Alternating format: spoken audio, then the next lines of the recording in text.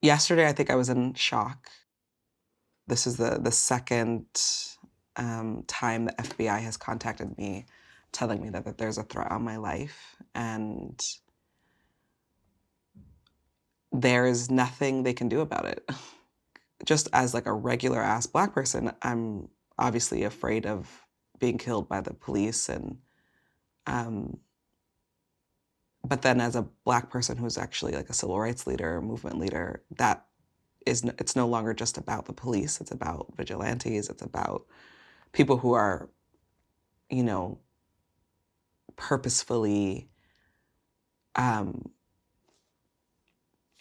figuring out ways to harm me. I think emotionally the impact that this has on me, and I would also argue other leaders who experience this level of attack and death threats. It's not a way to live. On these days, it feels so clear why I do the work that I do.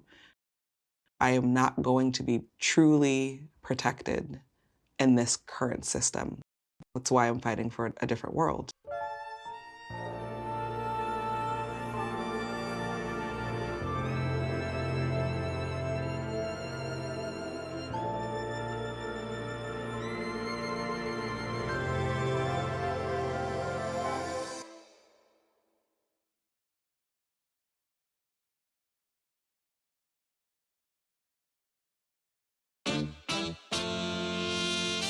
I grew up in a small working class neighborhood in the suburbs of Los Angeles County.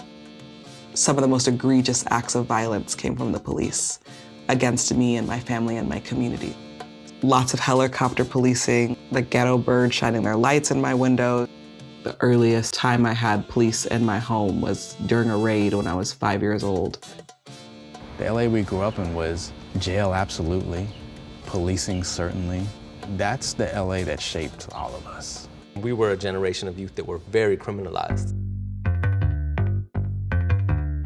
As all of you know, crime today is an American epidemic. We need more prisons. It doesn't matter whether or not they're the victims of society. They must be taken off the street. Republicans, Democrats, and the legacy civil rights leaders teamed up to do what they felt was politically convenient and throw us under the bus. Tough on crime legislation, welfare reform, all of that. And that was where Patrisse and I first really connected. Was coming from families that were systematically attacked. We have to be our own protectors. We have to be our own infrastructure, our own supporters. And I didn't realize until I was an adult that what we were doing was organizing. Good afternoon. My name is Patrisse Cullors, and I'm a youth mentor here at Cleveland High School. I say I started organizing at 16, but honestly, I probably started organizing much younger than that. I think there was always a desire for people to know, not just my experience. That experience was so many Black poor people's experience. And then I went to a social justice camp, and the social justice camp helped me identify, like, oh, I want to be an organizer. I want to change the system. Like, that's what I want to do. My name is Richard Edmond. I'm 15 years old, transit dependent, and I'm a Black male high school student. Currently, Black males compose of 40% of high school dropouts, 48% of the prison population, and have double the chance of ending up unemployed. I was going to Cleveland High School in the Valley, and I was getting all fails and smoking weed all day. So our science teacher, one day, she's like, there's some people here to talk to y'all. It was Mark Anthony and Patrisse. Leave it up to the right wing to lock you up for breathing and call it public safety. And Mark Anthony asked who in here knows that you have a higher chance of going to prison than you do of going to college. And that really stuck out to me and like rang true for me, because by the time I was 14, I had been arrested, I think 3 times.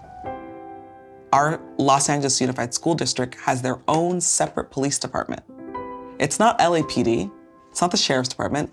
It's called the Los Angeles School Police Department, and they are on K through 12 campuses. It's a $30 million police department, and their primary role is to criminalize students of color.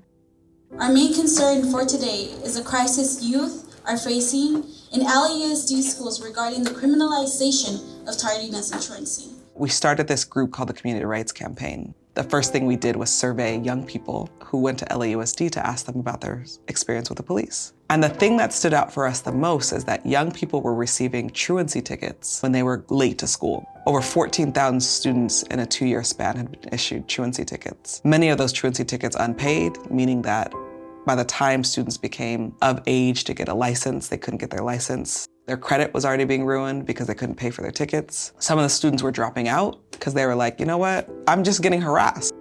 And we realized, oh shit, like this is our fight.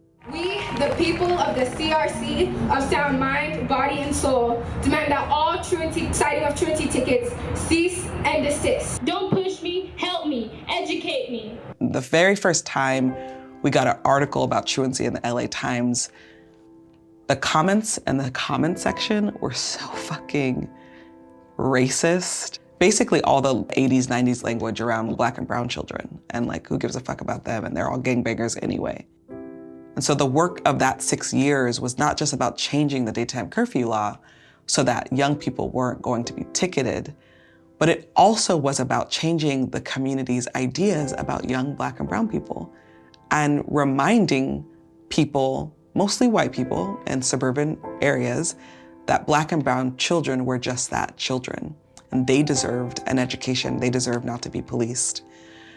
And we created a whole movement around that. The LAPD is changing the way it enforces daytime curfew laws, and you might be surprised who is supporting the change. It took 6 years to amend the daytime curfew law.